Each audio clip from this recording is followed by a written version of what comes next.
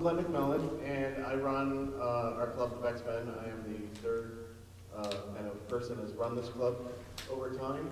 And we've grown it into the absolute largest club in the world. We have over 35 teams, so 35 different robots.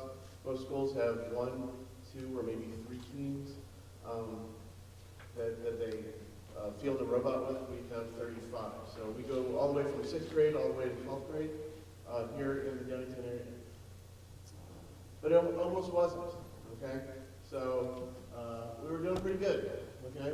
We had a bunch of teams. You can see a bunch of trophies in the trophy case out here from us back in 2011. There was this new STEM school. It's all about robots, yeah.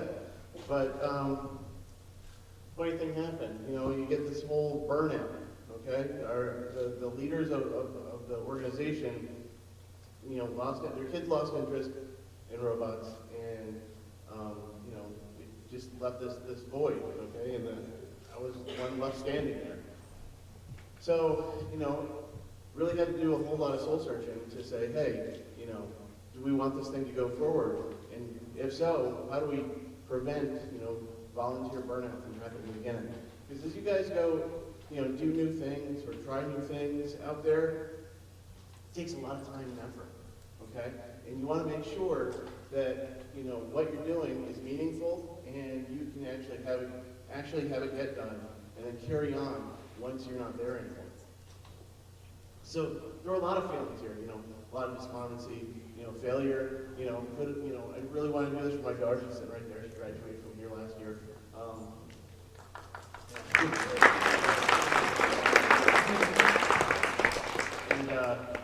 You know, I really wanted to continue doing this, you know, partly for her, because it also was a way that she and I, you know, bonded a lot more as well, going to these competitions every Saturday morning, you know, listening to the radio on the way there.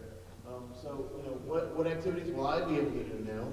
You know, not going to robots twice a week just didn't seem like in the cards. Oh, there she is. So why robots? What makes robots so great? So you really had to, you know, do an analysis of why should we be doing robots? Because, you know, robots is an avenue for competition. So not everybody, you know, is athletically gifted and talented enough. But, you know, if you don't have that avenue, you don't always have an avenue for competition. And when my daughter started this in 7th grade, I saw this switch go off in her head. You know, it was just this competition was in there someplace, you know, before, but it really came out when she got, you know, the joysticks in hand and driving a little robot on it. That was her in her first year. It's also exposure to STEM and STEM professionals. So a lot of people don't really know what, you know, people like myself do in our day jobs. You just go off to some office and type on a computer, you know, all day long. But we do really cool things. So, you know, doing robotics exposes a lot of kids to those STEM professionals, you know, because they can help the kids, you know, be the STEM professionals of the future.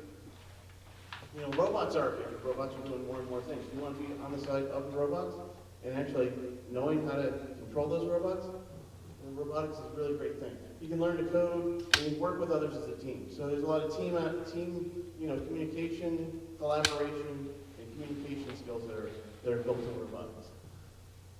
So we had a couple challenges. The biggest one was a place to build. Okay, all these parts just, you know, if you've seen down the engineering lab, it takes over, you know, quite, you know, a lot of space. And money. We weren't an official organization, so we had to go out, and, you know, that was one of the first things I did was, all right, we're going to form a corporation so we can knock on other corporations' doors to say, hey, can you donate some money to us?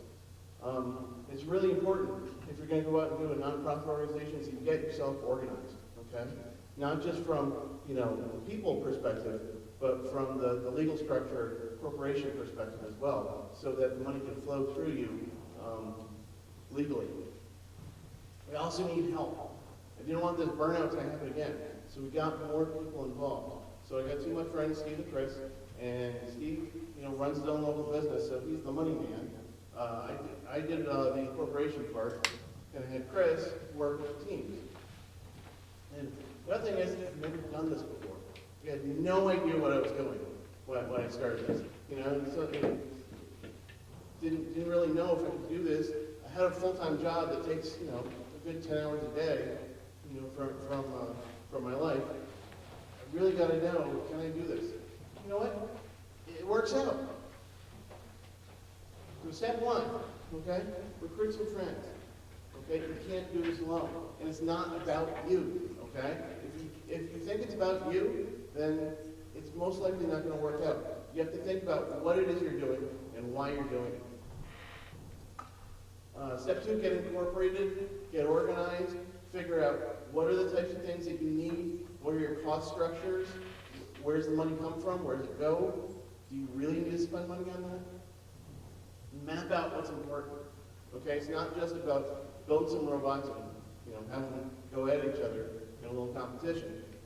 What we also want to do is make sure that these kids, you know, go into STEM careers, get exposure into STEM, you know, STEM types of activities such as engineering and programming, and do other activities to help reinforce that. And then step four, you know, build, compete, learn, you know, and do really well. So it's been a couple of years, and we are the absolute largest robotics club, Vex Robotics Club in the world. The next largest one, I think, has 18 teams. So, you know, we're almost double that. But we go all the way from 6th grade, middle school, and high school to do that. So we rented some space. You know, we took a long look and said, all right, we actually do have to ask for a little bit more money because we have to pay for space rather than, you know, squatting space. We also built at the 6th grade center. So we built some relationships with the school, and it's kind of like LYA or WBYA, where we as a nonprofit can, you know, can use school facilities at a reasonable cost. So those are, you know, two really good things that we've done to solidify our future. You know, we have kids winning awards. This was our first year doing VexIQ, which is kind of the Lego competition alternative in Vex. And then our junior high guys won the design award at World Championships this year. So we've won 7 years in a row an award at World Championships. So these are some of the robots that we built. Just 3 of our teams here from last year's game. And this is what a competition looks like. It's an all-day affair. You know, kids get to compete, you know, 6 or 7 times. Robot, you know, two-on-two paired robots against each other. And then they go through an elimination tournament later in the afternoon. It's a really good experience. If you guys, you know, want to do robotics, you know, we've already started this year, unfortunately. But it's, you know, it's just something that I encourage you, if you have brothers or sisters, to really get into robots if they need a good avenue to do it. And for you guys, think about what it is that you're going to be doing.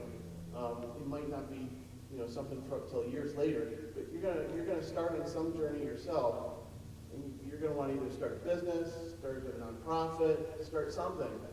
You really got to think about, you know, how it is that you can do it. And there's a lot of resources out there to help you, but it might not be exactly what you want it to be. You know, it might not be, you know, there was no other large robot clubs out there. So I had to take a look at how does LYA, you know, the local baseball and soccer athletic association, organize itself. You know, so take a look at tangential kinds of things that can apply to your problem set, and you know, figure out how you can make your organization work. So that's all I had to say.